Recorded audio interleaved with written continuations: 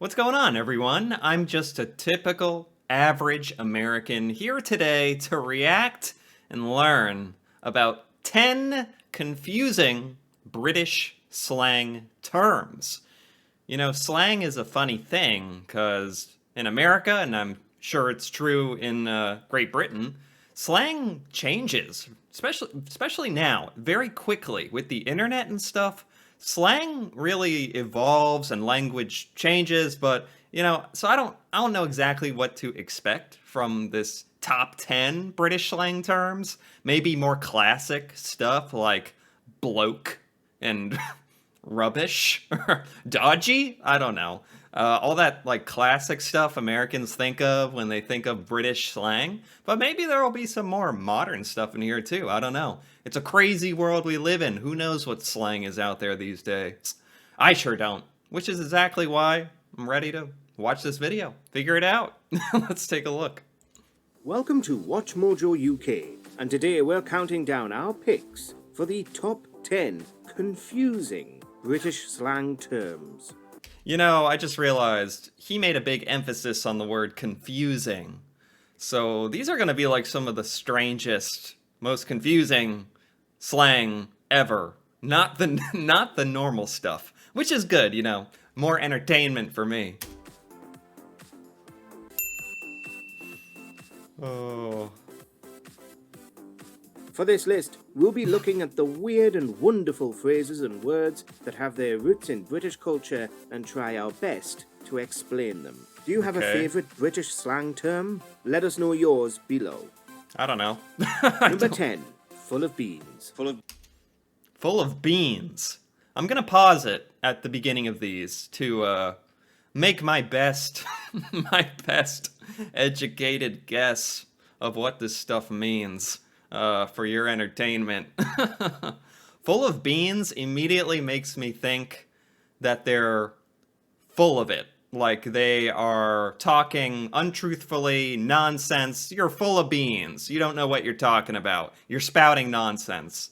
That or they're literally full of beans and really full. They just had a big beanie breakfast and they're really full. Beans and spunk. Hearing this phrase, the first thought is that someone went to town on several cans of baked beans and was probably regretting their life choices. But in reality, it's unrelated to food. It actually means that someone is full of life and energetic. Why is he so full of beans? Like, wow, my nephew has been sprinting around the house. He's full of beans. This is not at all what I expected. This is the opposite of what I expected. I thought it was like you're full of crap, full of beans. Not that beans are crap, but beans is not the most glorious thing to be compared to. I don't know, maybe in Britain it is. What do I know? But in America, if you were called full of beans, wow, energetic, full of life. I'm gonna have to use that. Get some really weird, some people giving me some strange looks if I call them full of beans. I'll be like, no, it's a compliment, trust me.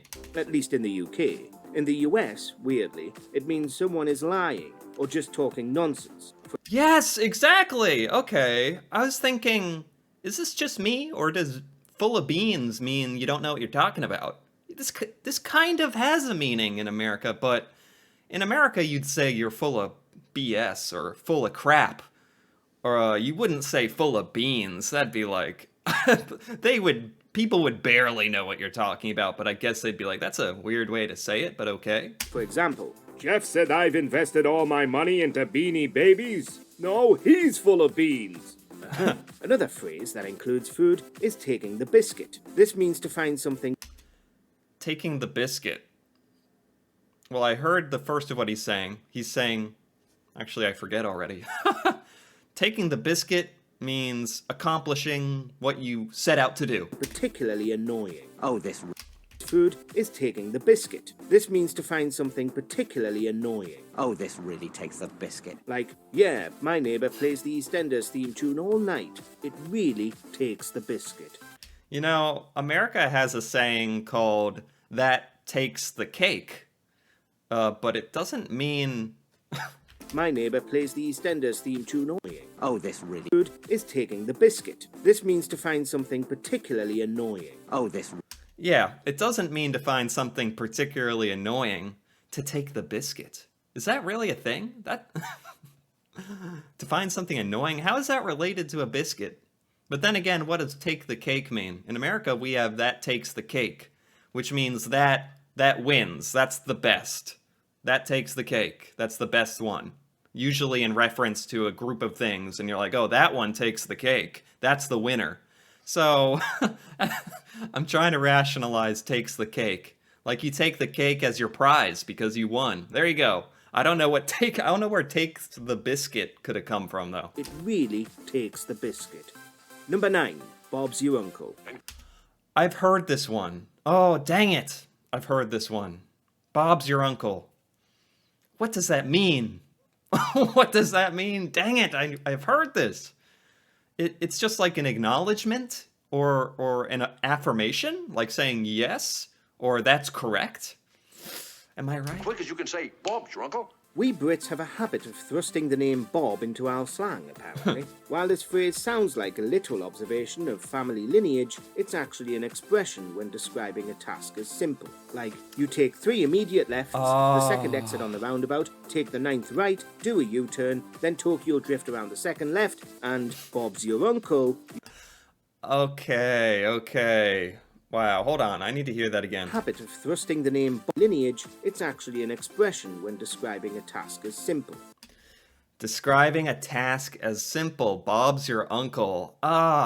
Maybe it's because you put it at the end of instructions or phrases or statements to say that it's simple that I interpreted it as an affirmation. Just saying like, yes, that's how you do it, is more what I thought Bob's your uncle meant. But it means that is simple. Wow. Very interesting phrase, too. Like, I don't even think I would use it correctly. Do a U-turn, then Tokyo. Okay. This expression is the less elegant equivalent of France's voila, or the US's equally strange piece of cake. Another Piece of cake! Piece of cake. Oh, I was talking about takes the cake. Piece of cake. Yes. Piece of cake does mean simple. Where the heck did that come from? This guy is good at making me like think about American expressions. They don't make any sense either. equivalent of France's voila, or the US's equally strange piece of cake. Yeah. Another Bob-related phrase is bits and bobs. All your bits and bobs for doing your wizardry. Bits and bobs. Well, now that I know Hagrid sent it, or Hagrid said it, and in this context, it means all your stuff. There's all the stuff and junk that you need, all that. Bits and bobs. This is just a general term meaning things or various objects. Yeah, okay. Becca is okay. recording all the bits and bobs she finds on the floor. I've never heard that, and I never noticed Hagrid saying that either. there's a lot of British Harry Potter stuff that I just accepted as a kid and never questioned. We don't know why. Number 8, fancy. Fancy, as in fancy that? I've heard the expression fancy that, but that could be said in America. Fancy. Fancy that means like, isn't that interesting? Or like, oh, look at that. Fancy a game? This is a word that really depends on its context. Fancy a game. I've heard this somewhat used in this context. Fancy a game, as in, would you like a game? Would you like to have a game? So something like that. As it can mean multiple different things. For starters, it can be used for something posh, expensive, or decorative. Like, Sure. That's a fancy molecule you have. But it can also mean wanting to do something. I fancy you. For example, do you fancy some cow tipping tonight? If you're Yeah. a teenager, and if you fancy someone, it means you're attracted to them. Oh my gosh, yeah, he's right. And I've heard all of these using the word fancy in these ways. You could be attracted to someone, you fancy them. Would you like to do something? Would you fancy going out to dinner? You know, I've heard this. This is a thing in America. Rarely gets used if you're older for some reason. It can just be used if you really like something too. Fancy can also be used for surprise. Like, fancy seeing my parents at this Eyes Wide Shut themed party. Right. Number 7, Butty. Butty. Oh, jeez. Butty. I have absolutely no idea. What are we talking about here?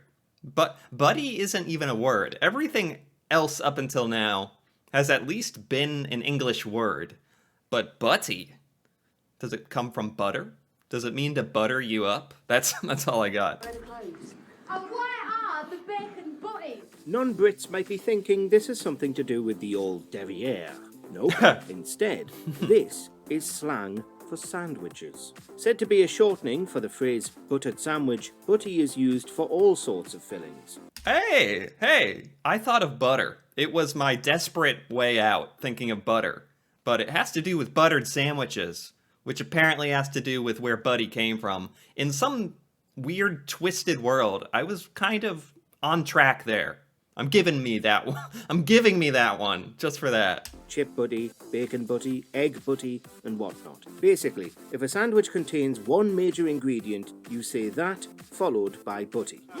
Sandwich. Buddy sandwich. Hell, my lunch was in that hat. Egg and chips with jam butties. Speaking of, the phrase jam sandwich is also some fun slang. While it does have a literal meaning, it also refers to police cars. This reason stems from the design of the cop cars in the 70s that featured a white body and a strip of red down both sides, giving the impression of a red buried sandwich. Number 6, bee's knees. Bee's knees.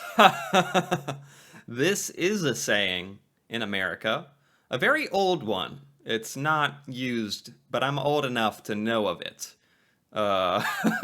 Bee's knees, yeah. I've heard of bee's knees. It's, means something is the best. It's the greatest. It's the bee's knees. Also an alcoholic beverage that originated in France, this term is used by Brits when describing something delightful. Right, polite, aren't you the bee's knees? For example, the person that wrote this video is the bee's knees. The origin of the phrase is unclear. Some believe it has something to do with bees collecting pollen with their fluffy knees, while others think it has something to do with dancer Bee Jackson. Yeah, I've never thought about where the origin of that came from. It's just such a silly, just by the way it sounds, bees, their knees.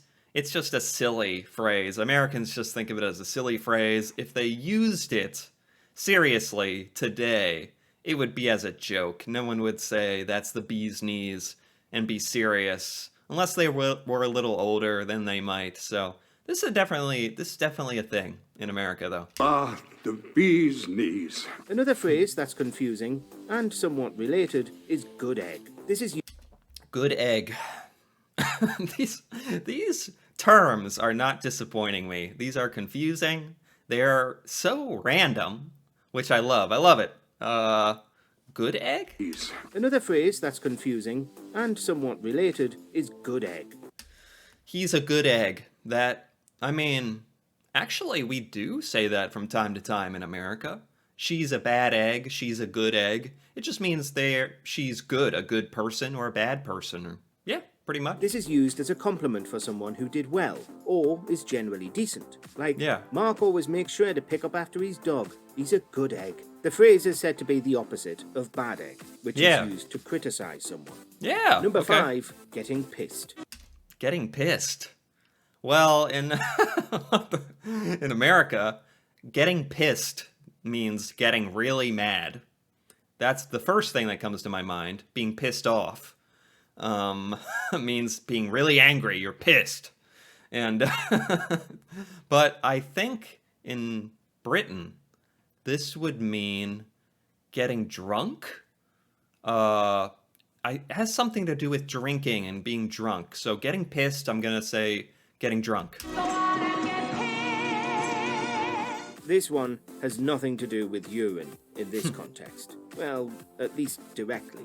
Instead, it's related to one of the things that the UK is very good at, getting smashed. The drunker you are, the more pissed you get. Yes. Let's get pissed and watch porn. Yeah. Simple, really. The usage is said to have originated from as far back as Middle England.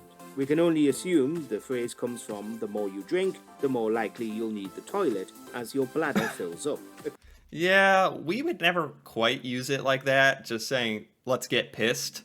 That would just mean, let's get mad. But an American would maybe say, I'm going to get pissed drunk. I'm going to get pissed drunk. Maybe, like, combine it.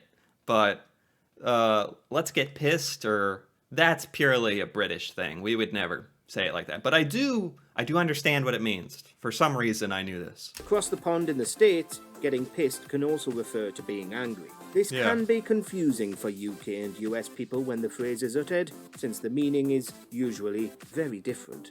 Yeah, the meaning, that's funny. This is the first one where each of America and Britain has a pretty clear definition, but they're completely different. Totally different. Walks into a bar with a giraffe. They just get pissed. The giraffe falls over. Number 4. Sod's Law. Sod's Law. Never heard of this, ever. Sod's Law, Sod's Law. Let's say that you're saying that's Sod's Law, as in that's the truth. That's just the way it is. That's Sod's Law. The word sod is usually used as a mild insult to someone. So to have a whole law for them sounds like it would be bad, and it is. Meaning if anything can go wrong, it will. This phrase has haunted British culture for centuries. Yeah. Actually, Americans have a phrase for this. Gosh. The idea that anything that can go wrong will go wrong. Murphy's Law? I feel like we call it Murphy's Law. And British folk call it Sod's Law. But the concept of this, we have this idea. Anything that can go wrong will go wrong. It's just the way things are, right? Can go wrong, it will. This phrase has haunted British culture for centuries. Yeah. Opening night. Sod's Law. Sod's Law would include situations like putting the washing out to dry and then it rains. Or taking the dog for a walk, you have an umbrella, it starts to rain, but the umbrella doesn't open. Or, for one not involving rain, you plan to watch all of Noel's house party on your holiday, but instead have a power cut. The US have their own term called Murphy's Law. Yes, okay. Thank goodness. I was starting to sweat here. I was thinking, he is going to say what we call it in America, and I might be right and I might be wrong. And if Sod's Law, anything that can go wrong will go wrong, then I'll be wrong here. But Sod's Law did not apply, and I was correct for once. Thank you, Sod. You're coming to hear me. Sod's Law. Number 3. Chuffed. Chuffed. Chuffed. What a word. Chuffed. I like saying it. Just how it feels in your mouth. Chuffed. Frazzled? Like disturbed? Stressed? Maybe? Chuffed. Sounds negative. Sounds like bad. I laid 5 eggs this morning. 5! How chuffed with that I was. This term can be used for anything from quite happy to really delighted, which is very typically British. I was literally the opposite. Okay. Quite exactly the opposite.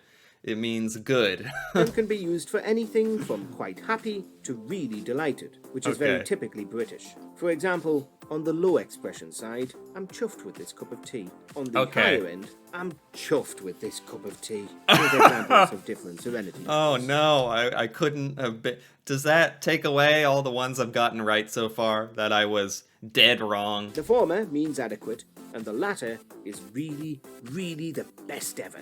So I'm happy about that. Good. Sure. The slang is said to originate from the phrase puffed with fat, which is apparently a good thing. The word chuff can also be used as an innuendo for the backside and other areas. Speaking of, chuff can also mean breaking wind. It's quite a versatile word. That is really versatile. That's a lot of different meanings. What you done today, you and Joey, you're chuffed up now. And so you should be, my splendid boy. I like that word though. I like it. Number 2, chav. Chav? Chav? Gosh. I can't be more wrong than I was with chuffed being negative. Okay, I'm gonna say chav. That just means okay, or an acknowledgement. Chav. Ever. Weirdos. The chavs are a bit touchy at the moment. The UK is fascinated by this word, and it's rarely applied as a compliment. Instead, it's used as a label for lower working class youths with behavioural or social problems. Oh, okay. Nah, I wouldn't. I would never have had any chance at getting this one. This is like a really specific one.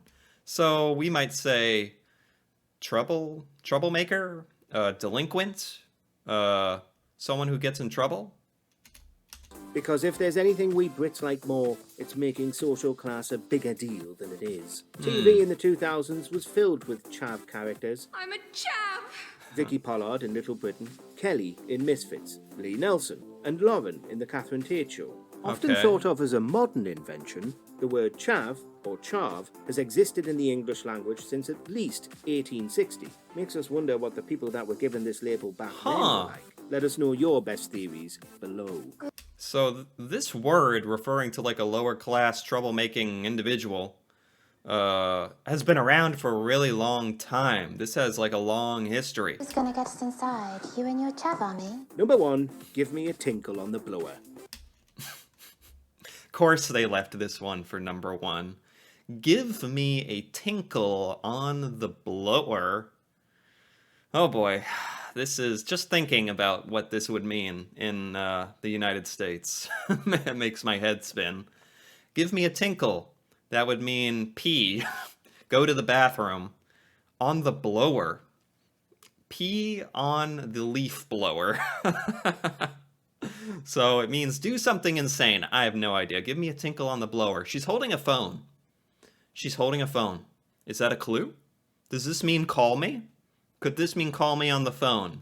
Could I have just hacked my way through this? While we refuse to believe that anyone has used this since the 1960s, this slang is certainly confusing. Number, should you wish to give me a tinkle? As tinkle can mean to urinate, which would make blower, well, we'll leave the rest to you. For those confused and concerned about this slang, it just means call me on my telephone. Some believe that... Okay, I cheated. They had a picture of that girl on the phone, and somewhere the neurons connected for him to be like, well, give me a call, tinkle, on the blower phone, like you're blowing into it with air. I don't know, it kind of made sense in a weird way. The phrase originated with sailors and a device for long-distance communication on a ship. Well, I'll give you a tinkle, shall I? Known as the speaking tube, a person would blow into it, as the other end often had a cork that caused the tube to whistle. Basically, like a ringing telephone. Okay, I was kind of right for the wrong reasons, a little bit, but I'm gonna give myself that one. The receiving sailor would remove the cork, allowing the speaker to, well, speak into the tube. The sound travels along the pipe to the now cork holder. Pretty nifty. Okay, that's it. It's the end. I liked that a lot. That was by Watch Mojo UK, by the way. I liked that very much. These were random, for one thing. Man, I thought I'd be able to maybe just use my knowledge of the English language to reason your way through it, but you really can't.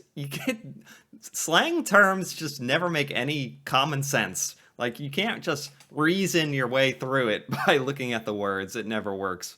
But these were really funny. I really actually liked these. Maybe there's a couple here that I'll have to start introducing into my vernacular, my phrasing in everyday life, just to confuse the people around me even more. But no, I really did enjoy this. I'm sure there's many slang terms and phrases here in America that we use that would be hilarious to see British people try to figure out. Oh my gosh. Anyway, if you enjoyed this video, feel free to give it a like or leave a comment.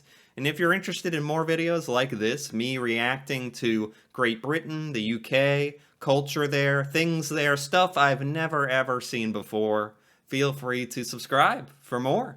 And until then, thanks for watching, and see you next time.